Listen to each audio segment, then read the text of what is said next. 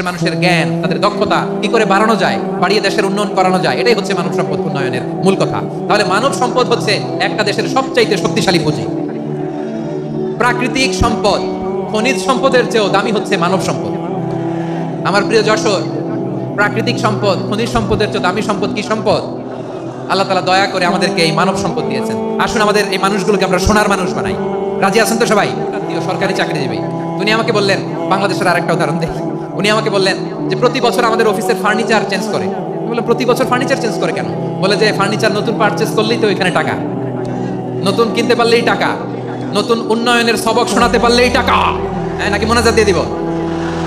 শুনবা? তাহলে থামতে হবে। থামো, আমি যখন বলবো থামো থামো, তাকবীরের সময় দিলে তাকবীর। থামো থামো। মানুষকে যত্ন নিলে, হ্যাঁ এদিকে এদিকে, ড্রোন নামায় ফেল। হয়েছে, ড্রোনের ফুটেজ হয়ে গেছে, এবার ড্রোন নামায় ফেল। আমার দিকে তাকাও। মানুষকে, তোমরা এদিক সেদিক তাকালে তো গুরুত্বপূর্ণ পয়েন্ট মিস হয়ে যাবে। এদিকে এদিকে, হ্যাঁ বাস, ঠিক আছে। মানুষকে যত্ন নিলে মানুষের মধ্যে যারা কি পটেনশিয়াল রেখেছে। আমি জাপানের দুইটা উদাহরণ দিই। জাপানের, এই এই এভাবে এভাবে হবে? হয় বসো নয় পেছনে, কথা নাই। কথা তো বলাই যাবে না, হারাম কথা বলা। আজকে একেবারে চুপ। আজকের জন্য হারাম করে দিয়েছি আমি, কিছু সময়ের জন্য একেবারে নিষিদ্ধ। জাপানের দুইটা উদাহরণ দেই, খেয়াল করে একটু শুনেন, বুঝবেন। আল্লাহ, 2022 সালে জাপানের সাথে জার্মানির খেলা, ফিফা ওয়ার্ল্ড কাপ 2022। এক পক্ষে জাপান, আরেক পক্ষে কোন দেশ? কথা শুনে নাই। এক পক্ষে কোন দেশ, আরেক পক্ষে সবাই। এক পক্ষে, আরেক পক্ষে। ওই খেলায় জিতেছিল জাপান। জিতেছিল 22 সালের এই ফিফা ওয়ার্ল্ড কাপে জাপান ফুটবল খেলায় জিতে। As a part of their celebration, তারা খেলার পরে পুরো স্টেডিয়ামটারে ক্লিন করে। The fan base of Japan, lakh lakh মানুষ খেলা দেখতে যায়। তো এত ডাস্টবিনও তো নাই। তো যারা ডাস্টবিনে জায়গা পায় নাই, তারা এই যে চকলেটের প্যাকেট, পানির বোতল, চিপসের প্যাকেট তারা এদিকে সেদিকে রেখে দিয়েছে। জাপানের ভক্তরা, জাপানের ফলোয়াররা, as a part of their celebration, তারা খেলার পরে পুরো স্টেডিয়ামের সব ময়লা আবর্জনা ক্লিন করে তারপরে বিদায় নিয়েছে। তাদেরকে কি ক্লিন করার দায়িত্ব দেওয়া হয়েছিল? এই যশোর, জাপানের যে ছেলেরা খেলা দেখতে গেছিল, ওদেরকে কি ক্লিন করার দায়িত্ব দিছিল? তারা কি স্টেডিয়ামের পরিচ্ছন্নতা কর্মী? তাদের আকল, তাদের সিক্স সেন্স তাদেরকে বলেছে। ছোটবেলা থেকে জাপান গভর্নমেন্ট ওদেরকে এত পরিচ্ছন্নতা শেখায়, ক্লিনলিনেস অ্যাওয়ারনেস ক্যাম্পেইন করায়। ক্লাসে আমি দেখেছি, ক্লাসে নিজের বেঞ্চ নিজে মুছে, ক্লাসের মাঝখানে একটা সময় দেয়, নিজের টেবিল নিজে মুছে, নিজের ক্লাসরুমটা নিজে পরিষ্কার করে। রাস্তাঘাটে একটা ধুলা নাই, ময়লা নাই, একটা টিস্যু নাই। খেলার পরে গোটা বিশ্বকে তাক লাগিয়ে দিয়েছে। জাপানের ফ্যানরা সবার রেখে যাওয়া গার্বেজ, টিস্যু, বোতল পরিষ্কার করে তারপরে স্টেডিয়াম থেকে বিদায় নিয়েছে। আমরা কেন এমন হইতে পারলাম না? আমরা কেন এমন হইতে পারলাম না? জাপানের যারা এগুলো করছে, ওদের 3টা করে চোখ না? চোখ তো 3টা, জাপানো লাগো। জাপানো লাগো, হাত তো 4টা, কান তো 6টা। হ্যাঁ, নাকি আমার মতো 2 হাত 2 কানওয়ালা মানুষ? চোখে দেখলে ওটা মানুষ না। চিন্তা করছেন? তার মানে জাপানিজদেরকে যে গ্রুমিং করে শিখানোর মাধ্যমে পরিচ্ছন্ন বানানো গেছে। ওরা যেমনি মানুষ, আমরাও মানুষ। আমাদের সন্তানদেরকে শেখালে তারাও পারবে। পারবে কিনা? 2 নম্বর উদাহরণ বলি। চট্টগ্রাম ফেনীতে যারা গিয়েছেন, মেঘনা গুমতি ব্রিজ প্রকল্প নাম শুনছেন? মেঘনা একটা ব্রিজ পার হওয়া লাগে। এই মেঘনা গুমতি, এখানে 3টা ব্রিজ, কাশপুর সহ এই 3টা ব্রিজের নির্মাণ কাজ, রেনোভেশনের কাজ দেওয়া হয়েছিল জাপানের একটা কোম্পানিকে। কাকে? জাপানের কোম্পানি। নির্মাণ শেষে 738 কোটি টাকা বেঁচে গেছিল। এটা গভর্নমেন্টের হাতে দিয়ে তারা বিদায় নিয়েছে। কত টাকা? 738 কোটি টাকা। যত প্রাক্কলিত ব্যয় নির্ধারণ করা হয়েছে, সব টাকা সরকার, তৎকালীন সরকার, 2019-এর সরকার, কারা ছিল তো জানেন? এই 2019-এর সরকার তাদেরকে দিয়েছে। তারা রিনোভেশন নির্মাণ শেষে 738 কোটি টাকা অতিরিক্ত বেঁচে গেছিল। এটা আবার গভর্নমেন্টের হাতে বুঝাই দিয়ে তারা বিদায় নিচ্ছে। আমরা কেন এমন হইতে পারলাম না? জাপানের ওরাও মানুষ, আমরাও মানুষ। তার মানে মানুষে মানুষে পার্থক্য আছে না নাই? আচ্ছা, জাপানের 2টা উদাহরণ দিলাম, এবার আমার দেশের 2টা উদাহরণ দিব না? বাংলাদেশের 2টা উদাহরণ দিই। 1 নম্বর উদাহরণ, আপনারা জানেন কক্সবাজারে আমার একটা প্রোগ্রাম ছিল, তো হেলিকপ্টারে গিয়েছিলাম। ফেনী জেলা যখন পার হচ্ছি, আমি দেখলাম 3টা উইন্ড মিল। উইন্ড মিল চিনেন তো? বিশাল পিলার, 3টা 4টা পাখা থাকে। বায়ু বিদ্যুৎ কেন্দ্র, বাংলাদেশের প্রথম বায়ু বিদ্যুৎ কেন্দ্র এটা। মুহুরী প্রজেক্ট বলে এটা সম্ভবত, মুহুরী প্রজেক্ট। তো সাগরের বাতাসের ঝাপটায় এটা ঘুরে এনার্জি হয়, ইলেকট্রিসিটি উৎপাদন হয়। আমি পাইলটকে বললাম, ভাই এগুলো থেকে কেমন ইলেকট্রিসিটি উৎপাদন হয়? কয়, হুজুর একটু হয় না। কিছুই হয় না? কিছুই হয় না মানে? বলে, হুজুর বাংলাদেশে যত উইন্ড মিল আছে, এটার পাখা একটাও ঘুরে না। আল্লাহ, বলেন কি? তাহলে যে কোটি কোটি টাকা ব্যয় করে যে উইন্ড মিল, কয় হুজুর ভিতরে ফিটফাট, উপরে ফিটফাট, ভিতরে সদরঘাট। তার মানে কোটি কোটি টাকা দিয়ে এই উইন্ড মিল বানায়, এখানে কিছু নাই। দুর্নীতির আড্ডাখানা, আখড়াখানা বাংলাদেশ। ঠিক কিনা বলেন? আয় রে। জাপানিজরাও মানুষ, আমরাও মানুষ। প্রথম আলোর রিপোর্ট কি আলো? প্রথম আলোর রিপোর্ট, গত 15 বছরে উন্নয়নের নামে লুটপাট হয়েছে প্রায় 3.25 লাখ কোটি টাকা। কার রিপোর্ট? আমাদের বানানো কথা। প্রথম আলোর রিপোর্ট। গত 15 বছরে কারা ছিল জানেন তো? হ্যাঁ, শুধু ওনাদেরকেই দোষ দিয়ে লাভ নাই। স্বাধীনতার পর থেকে শুধু শাসকের হাত বদল হয়েছে, আমরা কিছু পাই নাই, ঠিক কিনা বলেন? শুধু ওনাদের দোষ দিয়ে কি লাভ? একদল খাইছে আর একদল খাওয়ার জন্য রেডি হয়ে আছে। আমরা এরকম চাই না। আমরা চাই স্বাধীন সার্বভৌম বাংলাদেশ। আমরা চাই দুর্নীতিমুক্ত বাংলাদেশ। আমি নিউজটাতে কতবার বললাম, এটা কি সম্ভব? 3.25 লাখ কোটি টাকা লুটপাট, মানে লুটপাট করতে করতে এদেশের জনগণকে ফুটপাতে বসাই দিচ্ছে। প্রিয় ভাইয়েরা, জাপানের মানুষও মানুষ, আমরাও মানুষ। সিদ্ধান্ত আপনার, কোন মানুষ হবেন, ভালো মানুষ না খারাপ মানুষ?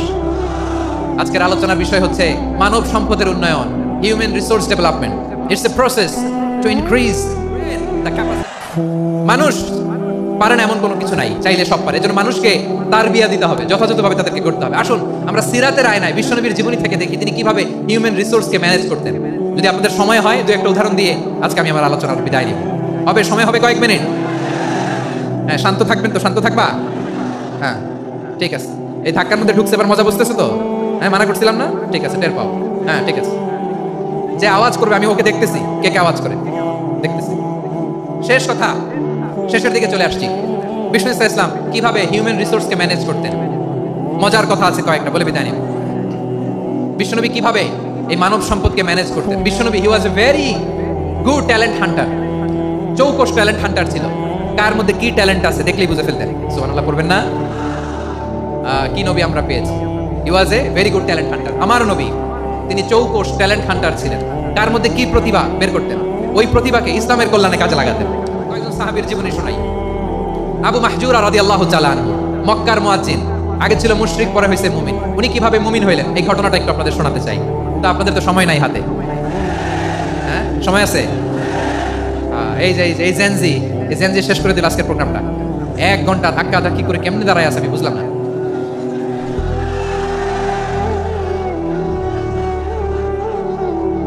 না না, তাকবির না, চুপ করতে হবে। What I need, you stop. Just shut up. চুপ। হ্যাঁ, ঠিক আছে। এভাবে আবু মাহজুরা রাদিয়াল্লাহু তাআলা আনহু কিভাবে মুসলিম হলেন আওয়াজ করে শুনেন। হুনাইনের যুদ্ধ, 8ম হিজরি। বিষ্ণু ইসলাম হুনাইনের যুদ্ধ শেষে ফিরতেছেন। পথিমধ্যে বেলাল রাদিয়াল্লাহু তাআলা আনহু, এই যে আবার কথা, আই রে আল্লাহ রে, এখানে ধাক্কা থাকি কেন? চলে যাও, পেছনে যাও, যাও পেছনে যাও। কি আজীব তামাশা! যেখানে যায় এখানে ধাক্কা ধাক্কি, মারামারি, গায়ের উপরে, কাঁধের উপরে, শাউটিং। অনেক গুরুত্বপূর্ণ কথা পয়েন্ট করে নিয়ে আসে যে বলবো, এই শাউট করার কারণে প্রোগ্রামটাই নষ্ট করে দেয়। আসছে আমার ভালোবাসা দেখাইতে, প্রোগ্রামটা শেষ করে দিয়ে চলে যায়। স্টপ। আবার কথা বল, স্টপ। হুনাইনের যুদ্ধে 8ম হিজরি। কত হিজরি? সবাই বলেন না একটু, কত হিজরি?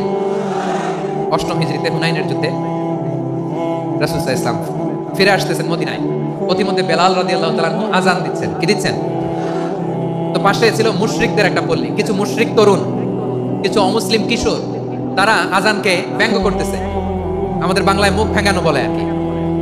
বেলাল রাদিয়াল্লাহু তাআলা আনহু আযান দিচ্ছেন, ওই বাচ্চাগুলো মুশরিক, তো ওরা আযানকে ব্যঙ্গ করতেছে, বিকৃতি করে ওরাও আযান দিচ্ছে। উদ্দেশ্য হচ্ছে আযানকে নিয়ে ঠাট্টা করা। উদ্দেশ্য কি? ঠাট্টা করা। ব্যাপারটা মনে কষ্ট পাওয়ার মতো ব্যাপার না? কিন্তু বিশ্বনবী ওইখানে দেখেন কি খুঁজলেন। বিশ্বনবী খেয়াল করলেন অমুসলিম কিশোরদের মধ্যে থেকে একটা কিশোরের গলাটা বড় দরাজ গলা, কণ্ঠটা বড় সুন্দর। খেয়াল করে দেখলেন যে কিছু কিশোর বেলালের আযানকে ব্যঙ্গ করে, বিকৃতি করে, কিন্তু একজনের কণ্ঠ দেখতে পাচ্ছেন না এত দূরে, কিন্তু কণ্ঠটা বড় সুন্দর, দরাজ গলা। বিশ্বনবী সাহাবীদেরকে বললেন, ধরো এগুলারে, ধরো। সবগুলারে ধরে বিশ্বনবীর সামনে আনা হলো। ওরা হাঁটু গেড়ে বসলো। বিশ্বনবী বললেন, তোমাদের মধ্যে কে যেন ব্যঙ্গ করে আযান দিচ্ছিল, তার গলাটা বড় উঁচু, গলার বেসটা বড় মজবুত, মেলোডিয়াস, সুমধুর কণ্ঠ, কে? আবু মাহজুরা বলে, আমার বন্ধুরা সবাই আমার দিকে আঙ্গুল দেখায়, আমি পড়ে গেছি বিপদে। রাসূল সাল্লাল্লাহু আলাইহি ওয়াসাল্লাম বাকি অমুসলিম তরুণদেরকে ছেড়ে দিলেন, বললেন তোমরা যাও। এবার আবু মাহজুরারে পাইছে। আবু মাহজুরার চুলের মধ্যে হাত দিলেন বিশ্বনবী, মাথায় হাত দিয়ে বললেন, এবার আযান দাও দেখি। আবু মাহজুরা বলে, আমি তো আযান দিতে জানি না, কারণ আমি তো বেলাল একটা শুইনা দিছি, আমার তো মুখস্থ নাই, আমি তো আযান দিতে জানি না।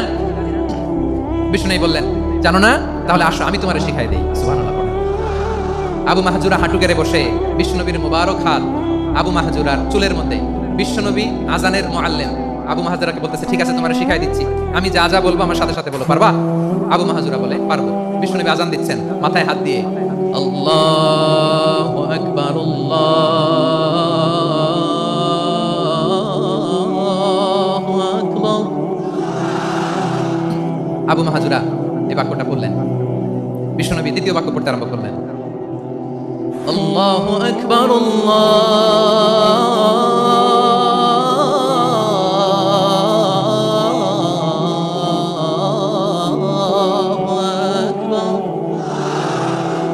আবু মাহজুরা এই বাক্যটা বললেন। বিশ্বনবী আবু মাহজুরার মাথার মধ্যে হাত দিয়ে তৃতীয় বাক্য বললেন, আশহাদু আল্লা ইলাহা ইল্লাল্লাহ।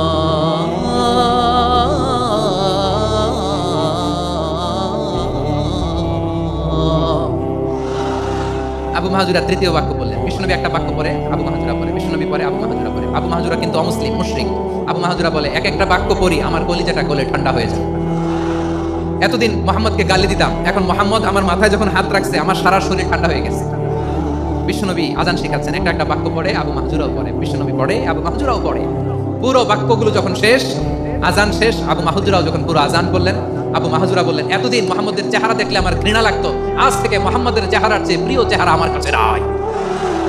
আবু মাহজুরা বললেন, ও মুহাম্মদ, আজানের বাক্য তো আপনি আমারে শেখালেন, এখানেই শেষ করবেন না, আপনি আমারে পড়ায় দেন লা ইলাহা ইল্লাল্লাহ মুহাম্মাদুর রাসূলুল্লাহ সাল্লাল্লাহু আলাইহি ওয়াসাল্লাম।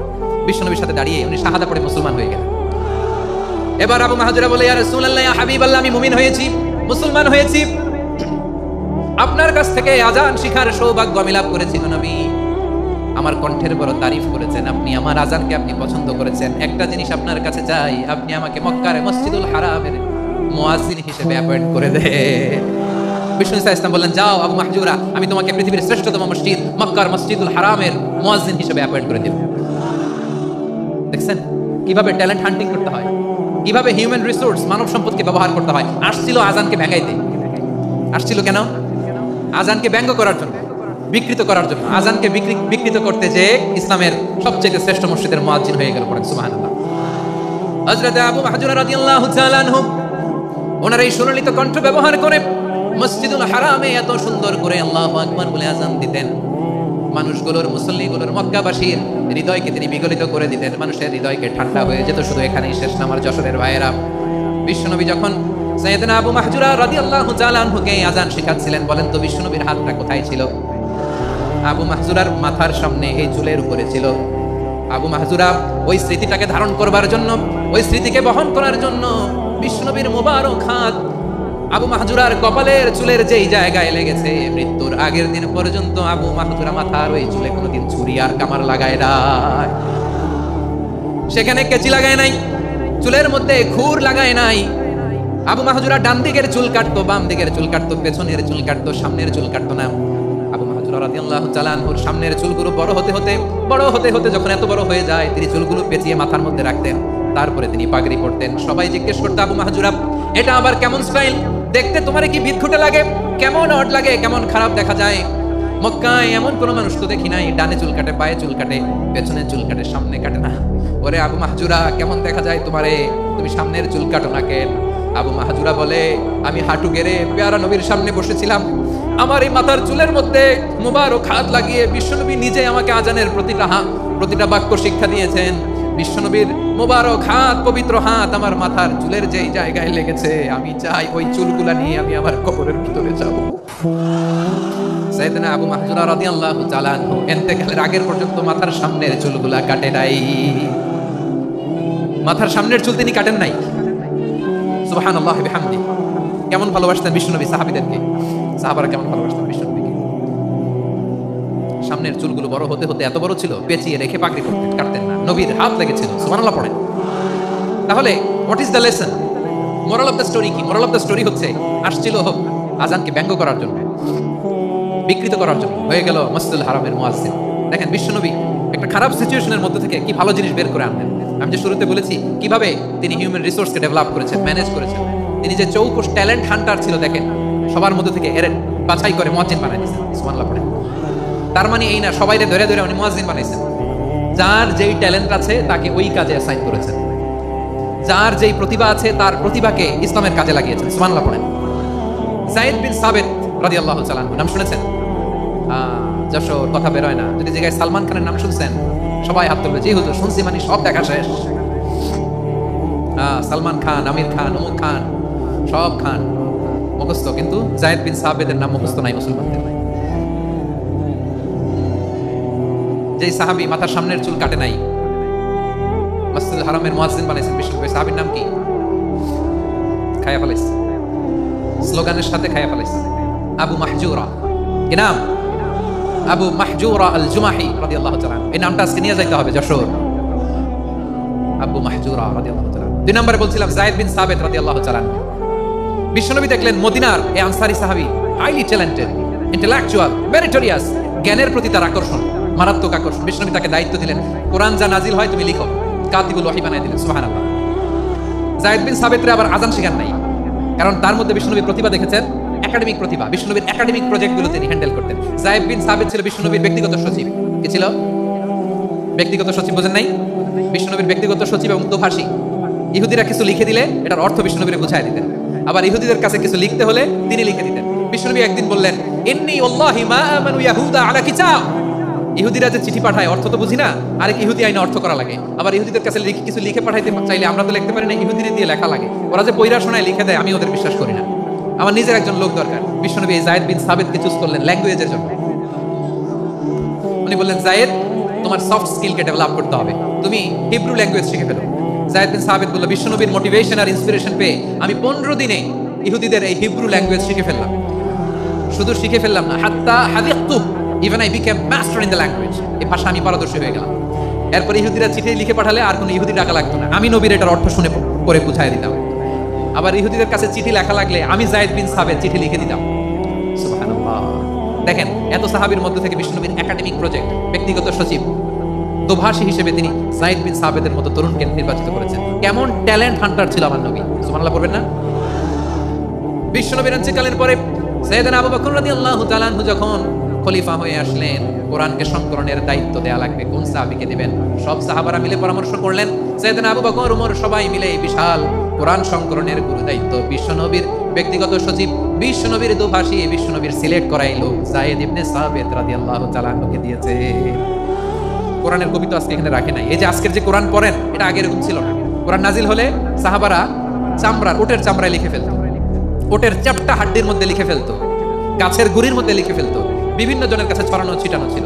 আবু বকর রাদিয়াল্লাহু তাআলা আনহু একসাথে করলেন, পরবর্তীতে উসমান রাদিয়াল্লাহু তাআলা আনহু একসাথে করলেন। 114 সূরার এখন এই মুসহাফ, এই কম্পাইলেশন, এই কপি আমরা পেয়েছি, যার হিউজ কন্ট্রিবিউশন ছিল। এই পুরো কোরআন কম্পাইলেশনের প্রজেক্ট ম্যানেজার ছিল যায়েদ বিন সাবিত রাদিয়াল্লাহু তাআলা।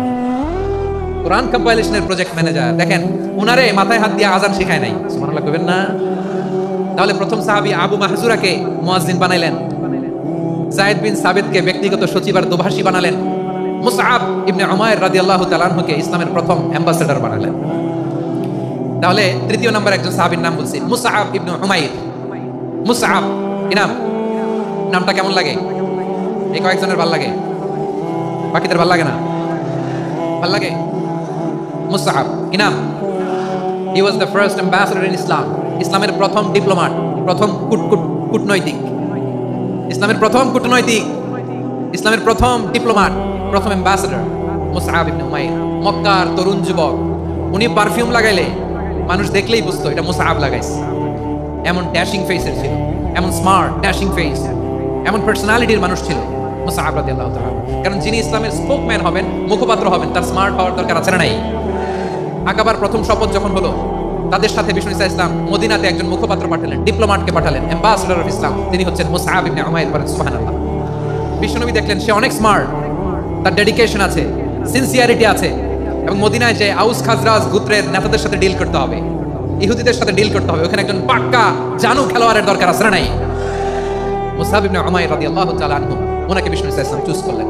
এবং বিষ্ণু ইসা ইসলামের এই চুজিংটা, এই সিলেকশনটা এত সুন্দর ছিল, তিনি মদিনাতে যে বিশ্বনবী আসার আগেই মদিনার জমিনকে তিনি উর্বর করে ফেলছেন। প্রতিটা ঘরে ঘরে কালিমার দাওয়াত তিনি পৌঁছায় দিয়েছেন। জুমার বিধান নাজিল হয়েছে, কিন্তু মক্কায় পরিবেশ নাই জুমা পালনের। বিষ্ণু ইসলাম একজনকে দিয়ে খবর পাঠালেন, যাও মদিনায় মুসাবকে যেয়ে বলো, মুসাব তো আমার শিক্ষক, আমার স্পোকম্যান, মদিনাতে যেন তারা জুমা কায়েম করে। বিশ্বনবীর আগেই মুসাব মদিনার মুসলিমদেরকে নিয়ে মদিনায় প্রথম জুমা কায়েম করে ফেলছে। সুবহানাল্লাহ। ডিপ্লোম্যাটদের কেমন হইতে হয়, অ্যাম্বাসেডার কেমন হইতে হয়, মুসাব রাদিয়াল্লাহু তাআলা আনহুর কাছ থেকে শিখে নাও। মুসাব নামটা কেমন লাগে? যশোর যাদের সন্তান হবে, ছেলে সন্তান, আমার রাস্তায় পাইলে সবাই জিজ্ঞেস করে, হুজুর একটা নাম দেন, আমার ছেলে হবে। যশোরবাসীর জন্য আমি একটা নাম দিয়ে দিলাম, নাম রাখতে হবে মুসাব। কি নাম? নামটা যাতে ভালো লাগে, ছেলে সন্তান অনাগত আসবে, মনে চাইলে নাম রেখে দিবেন মুসাব রাদিয়াল্লাহু তাআলা আনহুর নামে মুসাব। তাহলে মুসাব রাদিয়াল্লাহু তাআলা আনহুকে বিশ্বনবী ল্যাঙ্গুয়েজ শিখান নাই, সফট স্কিল শিখান নাই। যায়েদ রাদিয়াল্লাহু তিনি হিব্রু ল্যাঙ্গুয়েজ শিখেছেন, সুরিয়ানি শিখেছেন, কিন্তু মুসাবকে তিনি বানিয়েছেন the spokesman of Islam, the first diplomat, the ambassador of Islam. সুবহানাল্লাহ পড়বেন না? আব্দুল্লাহ ইবনে আব্বাস রাদিয়াল্লাহু তাআলা আনহু বিশ্বনবীর কাজিন, চাচাতো ভাই। আবার মাইমুনা রাদিয়াল্লাহু তাআলা আনহু, মাইমুনা নবীর স্ত্রী, তিনি ছিলেন আব্দুল্লাহর আপন খালা। তো নবীর বউ যদি ওনার খালা হয়, নবী তার কি? বুঝে নাই, নবী তার কি? খালু। তাহলে সম্পর্ক অনেক গভীর, কাজিন আবার খালু। ছোট্ট মানুষ, তাই রাতে মাঝে মাঝে ঘরে থাকতো। বিশ্বনবী দেখলেন আব্দুল্লাহ যেহেতু আমার ঘরে ঢুকতে পারে, আব্দুল্লাহরে এই উম্মতের বড় শিক্ষাবিদ বানাইতে হবে। কথা বোঝে নাই? আব্দুল্লাহকে কি বানাইতে হবে? শিক্ষাবিদ, এডুকেটর অফ দিস উম্মাহ, এই উম্মার শিক্ষাবিদ বানাইতে হবে। তাই আব্দুল্লাহ ইবনে আব্বাসকে বিশ্বনবী হাতে কলমে শিক্ষা দিয়েছেন। আহারে, আর এরপরে যে কি ভাষা আসবে তোমাদের জন্য আমার মুখ থেকে আমি নিজেও জানি না। 1 ঘন্টা যাবো ধাক্কা ধাক্কি মারামারি। তো আসতে বলছে কে তোমাকে? পেছনে চলে যাও, জায়গা না পেলে। পুরো প্রোগ্রামটাই নষ্ট করে দিও। জি, আমার দিকে তাকান, আমি শেষ করে দিচ্ছি। হবে না, ইন্টেলেকচুয়াল আলোচনা এখানে হবে না, আমি বুঝতে পারছি, শেষ করে দিচ্ছি। আব্দুল্লাহ ইবনে আব্বাস রাদিয়াল্লাহু তাআলা, মনোযোগ দিয়ে কয়েকটা মিনিট শুনুন, আমি এখনই শেষ করে দিচ্ছি। এরপর আওয়াজ করবে, এই যে এগুলো কি আমি বুঝলাম না। আমি বললাম না সব করা যাবে, বসে যাও, শুয়ে যাও, চলে যাও, আওয়াজ করা যাবে না। অন্যকে বসো এটা বলার দরকার নেই, জাস্ট এদিকে তাকাও। আল্লাহ। আব্দুল্লাহ ইবনে আব্বাস রাদিয়াল্লাহু তাআলা, উনাকে বিশ্বনবী হাতে কলমে শিক্ষা দিয়েছেন, যেহেতু উম্মতের শিক্ষাবিদ হবে, এডুকেটর হবে। তো বিশ্বনবী রাতে যখন তাহাজ্জুদ করতেন, ছোট্ট আব্দুল্লাহ ঘরে থাকতো। বুঝতে পেরেছেন? ছোট্ট মানুষ তো ঘরে থাকতো। তো বিশ্বনবী তাহাজ্জুদের জন্য একবার দাঁড়িয়েছেন, ছোট্ট আব্দুল্লাহ ওযু করে দাঁড়াইছে। আচ্ছা বলেন তো, ইমাম আর মুসল্লি মোট যদি 2 জন হয়, একজন ইমাম একজন মুসল্লি, তো মুসল্লি ইমামের কোন দিকে দাঁড়াবে? ডানে দাঁড়াবে। ছোট্ট আব্দুল্লাহ বোঝে নাই, বিশ্বনবী তাহাজ্জুদ শুরু করেছেন, উনি ইক্তেদা করছেন আর দাঁড়াইছেন বায়ে। কোথায় দাঁড়িয়েছেন? আব্দুল্লাহ বলেন, যখন আমি বায়ে দাঁড়ালাম, আখাযা রাসূলুল্লাহ সাল্লাল্লাহু আলাইহি ওয়াসাল্লাম উযুনি আল ইয়ুমনা ইয়াফতিলুহা, বিশ্বনবী নামাজরত অবস্থায় আমার কান ধরে টেনে আমার ডান দিকে এনে দাঁড় করায় দিলেন। পড়ে সুবহানাল্লাহ। দেখেন, হাতে কলমে শিক্ষা। আর জীবনে ভুলাবে? কথা কয় না, আর ভুলাবে? আর ভুল হবে না। এভাবে বিশ্বনবীর অনেক সঙ্গ পেয়েছেন, সফর করেছেন, একই বাহনে বসেছেন, এক বাহনে বসে লম্বা নসিহত করেছেন, বলেছেন, ইয়া গোলাম ইহফাজিল্লাহ ইয়াহফাজকা, ইহফাজিল্লাহ তাজিদহু তুজাহাক, ইযা সাআলতা ফাসআলিল্লাহ ওয়া ইযা ইসতাআনতা ফাসতাঈন বিল্লাহ। আল্লাহর বিধান মানো, আল্লাহর বিধান রক্ষা করো, আল্লাহ তোমায় রক্ষা করবে। আব্দুল্লাহ, চাইতে হলে আল্লাহর কাছে যাও, সাহায্য চাইতে হলে আল্লাহর কাছে সাহায্য চাও। মনে রাখো, গোটা বিশ্বের সবাই যদি তোমার সাহায্য করতে চায়, ততটুকুই করতে পারবে যতটুকু আল্লাহ তোমার নসিবে রেখেছে। গোটা বিশ্ব যদি তোমার বিরুদ্ধে ষড়যন্ত্রে দাঁড়িয়ে যায়, ক্ষতি ততটুকু করতে পারবে যতটুকু তোমার জন্য বরাদ্দ আছে, এর বাইরে কিছু করতে পারবে না। আওয়াজ করে বলেন ঠিক কিনা? এভাবে হাতে কলমে শিখিয়েছেন, বিশ্বনবীর সঙ্গ পেয়েছেন। উনাকে বিশ্বনবী সাল্লাল্লাহু আলাইহি ওয়াসাল্লাম শিক্ষাবিদ, এডুকেটর অফ দিস উম্মাহ হিসেবে সিলেক্ট করেছেন, হাতে কলমে শিখিয়েছেন। বিশ্বনবী একবার প্রকৃতির ডাকে সাড়া দিয়ে এসেছেন। এখন কি করতে হবে? নামাজের জন্য ওযু করতে হবে। বিশ্বনবী এসেই দেখেন ওযুর বদনায় পানি ভরা, খুশি হয়ে গেলেন। বললেন, কে রেখেছে পানি? একজন বলল, আব্দুল্লাহ রেখেছে। বিশ্বনবী অত্যন্ত খুশি হলেন, খুশি হয়ে একটা দোয়া করলেন, বললেন, আল্লাহুম্মা ফাক্কিহু ফিদ্দীন ওয়া আল্লিমহু তা'ওয়ীল। আল্লাহ, তুমি আব্দুল্লাহকে দ্বীনের বুঝ দিও আর কোরআনের তাফসীর শিক্ষা দিও। বিশ্বনবীর এই দোয়া এমন লাগছে, উনি রাইসুল মুফাসসিরিন, এই পৃথিবীতে যত মুফাসসির ছিল, যত মুফাসসির আসবে, সকল মুফাসসিরের সম্রাট হিসেবে স্বীকৃত হয়েছেন আব্দুল্লাহ ইবনে আব্বাস। বিশ্বনবী ওনারে আযান শিখান নাই, বিশ্বনবী ওনারে ল্যাঙ্গুয়েজ শিখান নাই, বিশ্বনবী ওনারে অ্যাম্বাসেডর বানান নাই, হাতে কলমে শিক্ষা দিয়েছেন। ছোট্ট মানুষ, বিশ্বনবী ইন্তেকাল করলেন। আবু বকরের সময় গেল, ওমরে ফারুকের খেলাফত, তখনও তিনি তরুণ। ওমরে ফারুক রাদিয়াল্লাহু তাআলা আনহু ওনার ক্যাবিনেট মিনিস্ট্রির বৈঠকে এই আব্দুল্লাহ ইবনে আব্বাসকে পাশ দিয়ে বসায় রাখতেন। বয়স্ক সাহাবারা এটা পছন্দ করতো না। তারা বলতো, ঘটনা কি? আব্দুল্লাহর মতো ছেলে নাতি আমাদের আছে, এরা কেন রাখে ওমরে ফারুক? ওমরে ফারুক এটা টের পেলেন, তিনি বুঝতে পারলেন যে ক্যাবিনেট মেম্বাররা এটা পছন্দ করে না, ছোট্ট আব্দুল্লাহরা কেন রাখি, কেন যে রাখি এটা একদিন বুঝাবো। একদিন মিটিংয়ে তিনি সবাইকে বললেন, ইদা জাআ নাসরুল্লাহি ওয়াল ফাতহ। এই আয়াত দ্বারা উদ্দেশ্য কি বলেন তো মুরব্বী সাহাবীরা? এক সাহাবী বলেন এই সূরা দ্বারা উদ্দেশ্য আল্লাহ বলেছেন আমাদেরকে বিভিন্ন ল্যান্ড, বিভিন্ন এলাকা বিজয় করতে হবে। ওমর ফারুক বললেন না, হয়নি। আরেকজন বললেন বিজয় হওয়ার পর আমাদের বেশি বেশি আল্লাহর বরকতের ঘোষণা দিতে হবে, এটা উদ্দেশ্য। ওমর ফারুক বললেন না, হয়নি। যারা জিজ্ঞেস করেন কেউ পারে না। সব শেষে বিশ্বনবী ছোট্ট আব্দুল্লাহরে বলেন, আব্দুল্লাহ ইদা জাআ নাসরুল্লাহি ওয়াল ফাতহ এর দ্বারা উদ্দেশ্য কি বলো তো? ছোট্ট আব্দুল্লাহ বলেন, হুয়া আজালু রাসূলিল্লাহ। এই আয়াত দ্বারা বিশ্বনবীর বিদায়কে উদ্দেশ্য নেওয়া হয়েছে। ওমর ফারুক বলেন, হাযা হুয়া, এটাই তো সঠিক উত্তর, এটাই সঠিক তাফসীর আয়াতের। কারণ ইদা জাআ নাসরুল্লাহি ওয়াল ফাতহ, যখন আল্লাহর সাহায্য আর বিজয় আসবে, ওয়ারাআইতান নাসা ইয়াদখুলুনা ফি দীনিল্লাহি আফওয়াজা, আপনি দেখবেন দলে দলে ঢলে ঢলে বানের পানির মতো মানুষ ইসলামের দিকে ঢুকতেছে। ইসলামের বিজয় হয়েছে। তো ইসলামের বিজয়ের মিশন নিয়ে নবী আসছে, বিজয়ী যখন হয়ে গেছে এখন তো নবীর বিদায় হবে। তোরা বলেন ঠিক কিনা? কোন সাহাবী এই সূক্ষ্ম কথাটা ধরতে পারে নাই, ওই আব্দুল্লাহ ছাড়া। আব্দুল্লাহ যখন উত্তর দিছে সব সাহাবীদের টনক নড়েছে। এরপর থেকে কোনো ক্যাবিনেট মিটিং এ আর কোনো সাহাবারা কোনো প্রশ্ন করে নাই, আওয়াজ করে পড়েন সুবহানাল্লাহ। বিশ্বনবী আব্দুল্লাহ ইবনে আব্বাসকে এডুকেটর অফ দ্য উম্মাহ, উম্মার শিক্ষাবিদ হিসেবে গ্রহণ করেছেন। আওয়াজ করে পড়তে হবে আল্লাহু আকবার। সাহাবীদের নামগুলো মনে থাকবে। এক নম্বরে আবু মাহজুরা, মুয়াজ্জিন বানাইছেন। যায়েদ ইবনে সাবিত, দোভাষী, ট্রান্সলেটর অফ প্রফেট, এবং তিনি ছিলেন বিশ্বনবীর ব্যক্তিগত সচিব। Musab ibn Umair, the first ambassador and diplomat of Islam. Abdullah ibn Abbas, এই উম্মার সবচেয়ে বড় এডুকেটর, শিক্ষাবিদ। আরেকজন ছিল আব্দুল্লাহ ইবনে মাসউদ রাদিয়াল্লাহু তাআলা। দুই আব্দুল্লাহ, আব্বাস গেল, আরেকজন হচ্ছে মাসউদ। মক্কার তরুণ, ছাগল পালতো মুশরিকের। বিশ্বনবী আর আবু বকর রাদিয়াল্লাহু তাআলা আনহু একবার গেলেন, যে দেখে এই তরুণ দাঁড়ায় আছে। বিশ্বনবী বলেন, আমি খুব ক্ষুধার্ত, তোমার কাছে কি দুধ আছে ছাগলের? আব্দুল্লাহ ইবনে মাসউদ বলে, আছে। ওয়ালাকিন আনা মু'তামান, যে দুধ আছে এটা আমানতের, আমি দিতে পারবো না। বিশ্বনবী এইটা শুনেই তার টার্গেট করে ফেলছে। আনা মু'তামান, দুধ আছে কিন্তু এটা আমার মালিকের, আমি তো দরদ দেখাই, আমার মালিকের দুধ আপনি পথিক, আপনারা দিতে পারি না। বিশ্বনবী টার্গেট করে ফেলছেন, এর আমার কাজে লাগাইতে হবে। বিশ্বনবী বলেন, আচ্ছা ঠিক আছে, দুধ দিও না, কিন্তু এমন ছাগি আছে কিনা যেই ছাগির সাথে কোনো ছাগলের মিলন হয় নাই, তার ওলানে দুধও আসে নাই, বাচ্চাও নাই, এরকম ছাগির থেকে যদি আমি দুধ খাই তাহলে তো সমস্যা নাই। বলতেছে এরকম ছাগির থেকে দুধ খাইলে সমস্যা নাই, কারণ এরকম ছাগির ওলান থেকে দুধ আসবেও না। বলতেছে ঠিক আছে, এরকম একটা ছাগি নিয়ে আসো। নিয়ে আসা হলো। বিশ্বনবী বিসমিল্লাহ বলে ওই ছাগির ওলানে হাত দিলেন। হাত দিতে দেরি, পুরো ওলানটা দুধে ভরে যেতে দেরি হয় না। বিশ্বনবী আর আবু বকর রাদিয়াল্লাহু তাআলা দহন করে পেট ভরে খেলেন। এই দৃশ্য আব্দুল্লাহ ইবনে মাসউদের হৃদয়ে দাগ কাটলো। এই মুজিজা দেখে তিনি বললেন, আশহাদু আল্লা ইলাহা ইল্লাল্লাহ ওয়া আশহাদু আন্না মুহাম্মাদুর রাসূলুল্লাহ। তিনি ষষ্ঠ মুসলিম ছিলেন, 6 নম্বর মুসলমান। ওনাকে টার্গেট করে বিশ্বনবী দেখলেন এমন ইন্টেলেকচুয়াল ব্রেন, উনি সূক্ষ্ম সূক্ষ্ম জিনিস বুঝে বেশি, ফিকহি জ্ঞান ওনার মধ্যে বেশি। বিশ্বনবী ওনাকে কোরআনের জ্ঞান শিক্ষা দিতে লাগলেন। উনি বিশ্বনবী সবার কাছে কোরআন শোনায়, কিন্তু বিশ্বনবী নিজে আব্দুল্লাহ ইবনে মাসউদের কাছ থেকে কোরআন শুনতো। বিশ্বনবী একবার বললেন, ইকরা আলাইয়া ইয়া মাসউদ। ইবনে মাসউদ একবার শোনাও তো কোরআন দেখি। আব্দুল্লাহ ইবনে মাসউদ বলে, আকরাউ আলাইকা ওয়া আলাইকা উনজিল। নবী আপনার উপর কোরআন নাজিল হয় আর আমি আপনার সামনে কোরআন পড়বো? বিশ্বনবী বললেন, ইন্নী উহিব্বু আন আসমাআহু মিন গায়রি। আমি নিজে পড়তে যেমনি ভালোবাসি, অন্যে পড়ুক আমি শুনবো, এটাও আমি ভালোবাসি। সূরা নিসা তিনি তেলাওয়াত করে শুনিয়েছেন। এমন সূক্ষ্ম সূক্ষ্ম বিষয় বিশ্বনবী ওনাকে ধরিয়ে দিয়েছেন। উনি হয়ে গিয়েছেন, আব্দুল্লাহ ইবনে আব্বাস হয়েছেন রাইসুল মুফাসসিরিন, উনি হয়ে গিয়েছেন ফাকিহুল উম্মাহ। ওনার চাইতে বড় ফকি এই পৃথিবী আর দেখবে না। চিল্লায়ে বলেন সুবহানাল্লাহ।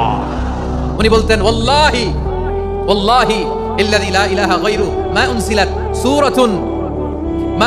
সূরাতুন ইল্লা ওয়া আনা আ'লামু আইনা উনজিলাত ওয়া ফিমা উনজিলাত। বিশ্বনবী এমন ভাবে কোরআনের দার্স আমাকে দিয়েছেন, কোরআনে যত সূরা নাজিল হয়েছে, যেখানে নাজিল হোক না কেন আমি জানি এটা কোথায় নাজিল হয়েছে এবং কোন প্রেক্ষাপটে নাজিল হয়েছে।